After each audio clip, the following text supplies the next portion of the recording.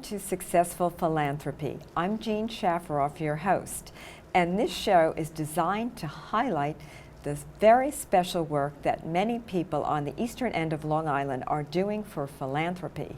And today we are going to discuss the Evelyn Alexander Wildlife Rescue Center.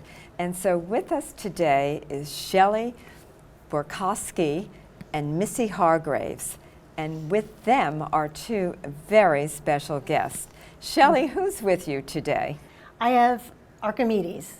So cute. And is Archimedes an owl? What kind of owl is he? Archimedes is an eastern screech owl. And tell me a little bit about where you found him. Was he brought into the Wildlife Rescue Center, or did you find him on the street? What happened? What's his history? Well, Archimedes is actually from Wainscott. Yes. We received a call in during a snowstorm where a tree had come down, and it actually fractured or broke his left wing. So if you can see Archimedes is perfectly healthy, except part of his wing had to be amputated.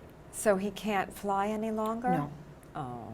So that's how he's an education ambassador for the center. Well, he's so cute. I was looking at him earlier, and Archimedes, can you turn to the camera so everyone can see your beautiful eyes? There you go. So cute. So cute. And tell me a little bit, Shelley, about the Evelyn Alexander Wildlife Conservation Center. Tell me, how long have you been around, and exactly what do you do? Well, we're Eastern Long Island's only wildlife hospital.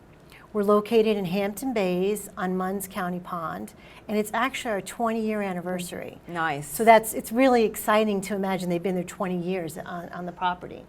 And what we do is we are a hospital, and we work with a network of volunteers, like Missy, that when an animal is discovered injured or orphaned, people are able to call into the center, 728-WILD, and we reach out to our volunteer network to see if somebody can bring the animal in. So you actually pick up the animal and bring it to the center and try to rehabilitate, like this owl or that owl, and then you try to release them. Is that correct? That's it. Interesting. Or really, if somebody really great. is comfortable enough bringing the animal in themselves and they can pick it up. But sometimes if it's a larger animal, they're not comfortable. For example, say I saw a wolf in the backyard. Should I try to rescue the wolf, or? If you're comfortable, if you're not, you probably call us, and then we'll call Missy, and Missy will. Would you be comfortable rescuing? Anything. Because one day in my backyard, I looked out, and this little creature came right up to the back door, and I thought it may have been a dog, a Shiba Inu. And I was ready to go outside and get this little creature and bring it to an animal shelter, Southampton Animal Shelter. And then I said, maybe that isn't a Shiba Inu. Maybe that's a wolf. It sounds like a fox, right? Yes. Oh, I don't know what it was, a fox. But here's the thing. I hesitated, and I'm glad I did, because I could have gotten injured. So that's your role. You go out and you take these animals and you save them, and then you put them out in the wild again. I love it. That's the goal. Missy, who do you have with us today? This is Meep, and Meep. Hi, Meep. There you go. He's a great horned owl, and he came to us about 12 years ago. He had fallen out of his nest and had broken his pelvis and both of his wings, right? Yeah, so he could not be returned to the wild. He imprinted on the workers at the shelter, which means that he now thinks that he's human. I love it. Yeah, Hello. yeah, it's very sweet. Hello. And they are very stealthy hunters. They're one of the first birds to lay eggs during the season, and they eat mice. Now, Missy, varmint, yeah. Missy, I want to talk a little bit about you. You're a volunteer at the shelter, and I understand, Shelley and Missy, that you have many, many volunteers working there. Can anyone just go and volunteer, or is it a long and lengthy process? How does that work exactly? And Missy, I can't thank you enough for the work you do, because being a volunteer is so important. So tell me a little bit about what you look for, or if my daughter wants to be a volunteer, or say I have young children, 17, 16, can they come over and volunteer? Ages 16 and older, just because if they're working in the hospital. And what they need to do is on the website, there's an application. They fill out the application. We interview them. We kind of find out if it's a good match. If they're animal lovers, it's generally a good match. And Missy, how long have you been a volunteer? Wow, I've done animal rescue of all sorts for, 20 years. Most of my life. Yes. No, I know you're involved with me with Southampton Animal Shelter, and it's so nice that we have so many people on the eastern end of Long Island that are so interested in, first, volunteering, and second, animals. And so, Missy, thank you so much. Yeah. And what advice would you give to anyone? You're a volunteer. Anyone who wants to volunteer, what do you suggest? I would say you start with going to a training session, and you really learn on the job. You just have to be willing to go out there and try. You have to care. You have to care enough to go out there. And Hard. Yeah, you learn on the job. And isn't it part of our responsibility as humans to care for animals? Agree completely. Was it Gandhi who said you can judge a nation by the way it treats its animals? Absolutely. And I love that here on the eastern end of Long Island we have so many people that are doing so many great things. And I love that you're working with wildlife, because in many ways I think the wildlife creatures are forgotten, and people maybe just see them out flying and they don't think that they get injured and that they need help. And I think it's extraordinary what you're doing. And tell me more, if someone, say I'm driving in my car and I see a deer and it looks like it's been hit or it's injured, can I call you? Will you come for the deer as well? Yes. Absolutely. What we do, I'm like a EMT, ambulance driver, so what myself or another volunteer would do is go assess the situation. We have tranquilizer if that's needed, and then we transport the deer to the hospital where they'll be treated, fixed, as we like to say, and then released. And how big is this hospital? How many animals can you have in there at one time? Ooh, right now, we've got over 250 animals. Really? Yes. That's It's not a that lot big, of animals. but it's a lot of animals. Everything from, I brought in 4 bunnies today, a seagull, we have fawns every now and then. Possums, raccoons, anything native. Hedgehog, is that what we have? Groundhog, hedgehog, whatever. Yeah, there's so many. A fox, that's sexy. Ooh. We have a rabbit on our property, and he's been there for a long time, and so I haven't ever thought of letting him leave. We just keep him there, and I don't know if he has a family of other rabbits, but should I be calling you? I think you're his family. Yeah, if he's healthy, we just take care of them. If something happens, if you let the dog out and the dog discovers the nest and comes running to you with the baby, that's when you call us. And then we have birds in a nest. Really on our house, and they're adorable, and it's so cute to watch the mother go out and pick up, I guess, bugs and different things to feed the babies, and she does this all day long. It's really extraordinary. And then, of course, we all see the wild deer, and it's just so nice to let them roam and be part of the community. But the owls and the injured animals, what you're doing is just extraordinary. And so if someone wants to say donate or volunteer, what is your website and what is the phone number? wildliferescuecenter.org, and the phone number is 631-728-WILD, which is 4200 or 9453. Yes, and what if people just want to come and visit? Can they do that? Do they have to make an appointment? What exactly, how do you work that? Well, we're a hospital, primarily and foremost. Outside, we have cages where these animals reside. They're beautiful. So you can come out to the park, you can bring lunch and sit outside and see the animals. We don't do tours of the hospital because it is like it's a real hospital. Right, and do you get many visitors? We do. A lot of people come and visit the park. Interesting. How lovely. Really. We also take the animals to martyrs, Yes. to elementary schools. Where else? A lot of different programs. For the children. Yeah, if there's community events, you can find us at different community events. So people become aware of the animals, what they do. You never get the opportunity to really see them up close and personal like this. Right. Hello. Hello there. Hello. You think you're a human being? You Oh, could my come goodness. to my house. So people can't adopt these creatures. No. No. They're wild Oh, animals. yeah. They belong in the wild, except for Meep, who has taken up residence at the hospital. Aw, Yeah. they're really, really precious. And so what's next for you moving forward? Do you do an annual fundraiser We do, but unfortunately, due to everything going on right now, it's been with canceled. COVID-19, right? And that's our main source of income. Right. We're only privately funded.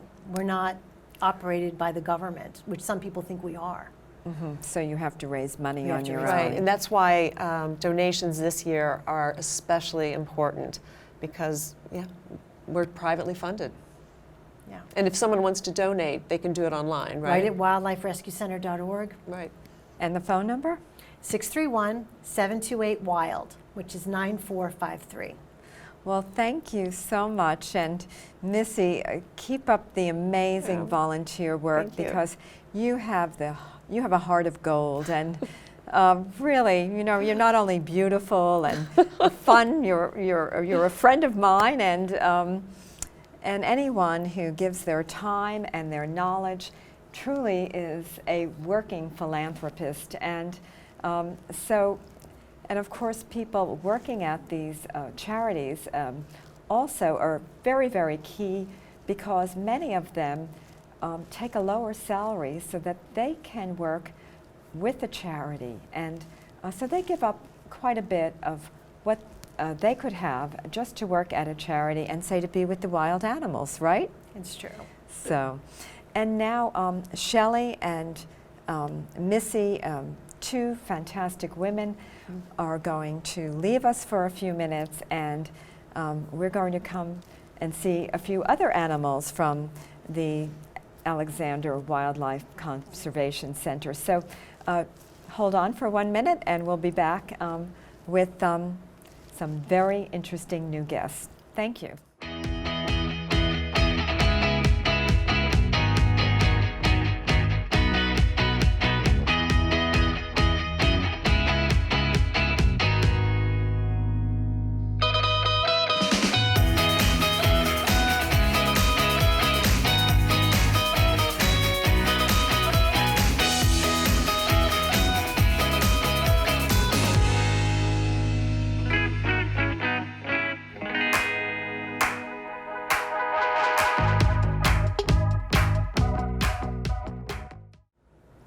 Welcome back. And today we have with us two volunteers, two really incredible people. Meet Jim MacDougall and his wife Cheryl. And Jim, tell me a little bit first about what you do for the Evelyn Alexander Wildlife Center. And tell me also who is with us today. Okay, well, I'm a volunteer educator at the Rescue Center, and also a rescue transport volunteer.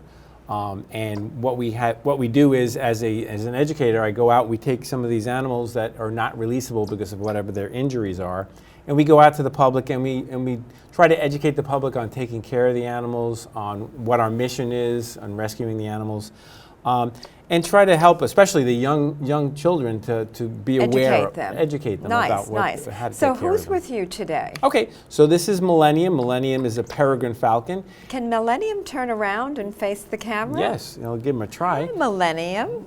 Hello. So Millennium came to us about 2.5 years ago. As you can see from Millennium's left wing was broken. And we're not sure exactly what he did to it, whether he flew into a telephone wire or a tree branch or whatever, but he broke that left wing. And so Millennium can't fly more than a foot or two at a time, and then he falls to the ground. So Millennium's going to spend the rest of his life with us. Millennium really doesn't like being with us, but the alternative was to euthanize him. So we figured, hey, he's still relatively healthy and he's still relatively young, so we'll keep him alive and we'll help him to educate young people on how to take care of the animals. He's very, very cute. Millennium, honey. Hello, hello.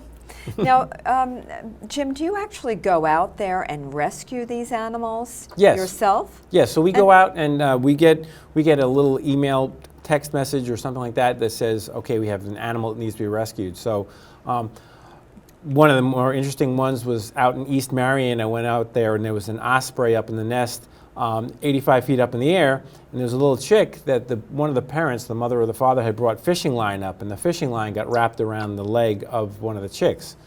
The concern was that when they go to fly, that would still be attached to the nest and they could possibly wind up dying from that. So they sent us up there. I used some scissors, cut the wire off, and he was fine. And at the time I thought, well, maybe he would have been okay.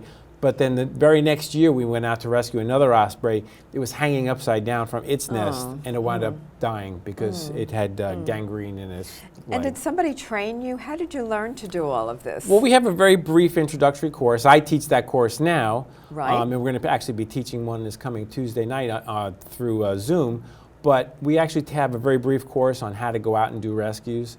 So I could be a rescuer. Absolutely, you could be a rescuer. Yes, that's and I could actually go and rescue an animal like this. Right, yes. And then our viewers could also do this if they want to volunteer, correct? Oh, we especially want people from the East End out to Montauk. We have so many animals in East Hampton town that need to be rescued, and unfortunately we don't have enough volunteers out in that area. So you need volunteers. Absolutely. And you know, when you volunteer, you add a dimension to your life that you never had before. And remember, when you give, you get. You love your work, don't you? Oh, it's very rewarding. Yes. And I have to say thank you so much for being a volunteer, because you could be out playing golf every day. And tell me, I understand you had a career in the Air Force? Yes, I'm a retired Air Force Lieutenant Colonel. I was a pilot. I spent 22 years in the Air Force. And now I'm teaching music in West Hampton Beach High School, so that's my second career. And this is my volunteer career that I've been doing since about, I think it's 2011 or something like that. Extraordinary. I would call you a real philanthropist, someone who gives a tremendous amount of time and knowledge to help not only the animals, but he's a music teacher, so you're helping the children, right? Yes. Absolutely incredible. And now your wife, Cheryl. Cheryl, who do you have with us? So this is Sonia, and she's a red-tailed hawk. She's about 13 years old, and she came to the rescue center with a broken right wing. You can see that her right wing doesn't sit correctly. So she's very limited in the amount that she can fly. So if we were to release her, even though she's healed, if we were to release her, she wouldn't be able to survive in the wild. But we know she was about 2 years old or under 2 years old. We got her because they get the red tail when they're about 2 years old. So Sonia, when she came to us, she didn't have the red tail Beautiful. yet. So she lives at the rescue center. One time a tree fell on her aviary and she did get out, but she didn't leave. Now she's chirping now, right? Yeah, she chirps, she clucks, she talks to you, yes. Yes. Friendly? Is she friendly? She's very friendly. She's used to people. She does live with another red-tailed hawk. We know she's female because she laid an egg a number of years ago. But she's one of our education animals that we take out, and people are very, very interested. Red tails are very common on Long Island now. In the last 2 decades or so people see them all over the place and they want to know about them. Were you involved in her rescue, or No, are you this involved was afterwards? afterwards, yes. So in other words, if say one of our viewers wants to volunteer, you have volunteers that actually go out and rescue the animals, and then you have many volunteers at the Wildlife Rescue Center that help with the animals. Is that correct? Yes, so we have rescue volunteers who will get a text or a call saying there's a deer that, broke its leg, or there's a bird, we think that got hit by a car. And so they will go out and, locate the animal, and we don't treat it on the site, but we bring it back to the rescue center, which is a hospital, even with emergency equipment. So they treat the animal there, but we bring them back in. Ideally, we're asked to, hopefully, maybe a few weeks, few months later, is to release the animal. We also do the releases. We take them back to where we got them. And then there's the education parts. For those animals, the goal is to release everything. But for those animals that can't be released, then they become part of our education program. We go to schools, libraries. You go into the schools, say, all over the eastern end of Long Island? Or Yeah, I've been as far west as Farmingdale. Oh, nice. Middle school, and we go any place. We Boy Scouts, Girl Scouts, libraries. We'll go any place that would like to have us.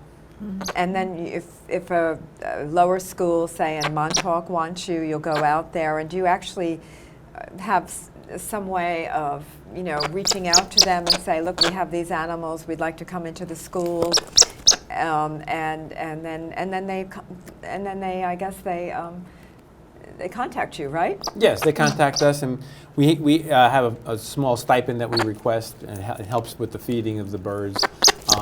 Or we would come to the schools, and we'd be more than happy to, all age groups, senior citizens even, so. Interesting. So, Jim, tell me about one of the more fascinating rescue jobs that you were involved with. I think it's so interesting to hear, because I can't imagine going up to, say, an owl and rescuing an animal. An owl. I don't think I could do it. I could call you, but you're trained, and even if I were trained, I don't know I could do it. Well, it's kind of learn as you go. We've rescued everything as small as a hummingbird all the way up to a bald eagle. A few years ago, I rescued a bald eagle in East Quogue, a juvenile that must have had something that it eaten that didn't settle well with it. So I was able to capture it, bring it into the rescue center, and these things are massive, and we get in there, and within a few days they were able to take care of it and be able to release it. And so it's really rewarding. But every animal is a little bit different. Sometimes it's as simple as picking up a sparrow that fell out of the nest, and sometimes it's as big as a bald eagle. I can see you love your work. Just the way you're both smiling, and I guess you get a lot of satisfaction out of this work. Oh, for sure. Probably right? more than any other job, that you could ever think of. It's really great to be able to meet these birds up close and to be able to work with them. And then, how many volunteers do you actually have at the center right now? I don't know the exact number. We have volunteers that work in a hospital that take care of the animals and feed the birds. We have the volunteers that go out and rescue the birds all the way on the east end, basically kind of from the William Floyd Parkway all the way east to Montauk and Orient. I don't know if you want to talk about the one rescue you had out in Orient. We were called to Plum Island, actually. Oh. Yeah, the government called us because there was an osprey that hit a building, and they couldn't touch it. So they sent a boat for us. We went out, and it was interesting. We had a tour of Plum Island, and then we got the osprey, and they sent a boat back. We went on the boat back, so it was a very fascinating day. Sure, I remember reading a book all about Plum Island. Yes. There were no three-headed animals there. So. No, we didn't see any. We also didn't see anything with hooves. But it was a very fascinating day as far as doing that. But we get all kinds of calls. Jim, the very first call that it wasn't really a call that you went on. It was a swan that had been shot with an arrow. Oh, how awful. And that was his very first rescue. Yeah. So that's just, when I hear stories like that, it just breaks my heart. How could anyone want to injure one of God's creatures? Right. And we are put on this earth to try to be helpful, and these creatures are here for a reason. We don't know why, but God made all of us, and I believe God wants us to take care of all the animals just the way we would take care of our children. And so what you're doing is just extraordinary. And to all of our viewers, never feel you don't have anything to offer. You can always volunteer. Volunteers are needed everywhere. If animals are your thing, you can volunteer at an animal shelter. You can volunteer at the Alexander Wildlife Rescue Center. And right now, with the COVID-19 pandemic and with so much difficulty and so many people out of work, this can help give purpose to somebody's life and also do great good in this world. So thank you, both of you. And Jim, how many hours are you spending with the animals right now, would you say? Oh gosh, that's really hard to keep track of. Does it vary? It from week to varies, and week? it's Yeah. really up to the individual volunteer. I mean, we come 2 or 3 times a week to feed the animals in the education Nice, program, nice, and clean the and- cages and things like that. And then we go out and we go do the rescues, and then I'm also doing the education classes. You know, we're doing a rescue transport class coming up where I teach people how to do that, and then going out to the schools and different venues to show them all about the animals. So it can vary from, in one week it could be 10 hours, it could be 2 hours. So. And that's something about volunteering. If you just have a few hours a week or a month, you can give that amount of time. And if you have a lot more time, you do more. But it feels great to give. And so thank you so much for being with us. And thank you for the work you do, Jim and Cheryl. And really, you are true philanthropists. And you're doing great, great work. And I want to thank you for being with us and bringing these little creatures, and keep up the good work, because you are great role models. You are really extraordinary people doing great things, and enjoy the summer. Thank you. And remember to social distance, everyone, wear your mask, and keep washing your hands, and hopefully in a little time we'll all end this terrible pandemic, right? Yes. Okay, thank you. Thank you. Thank you very much. Thank you.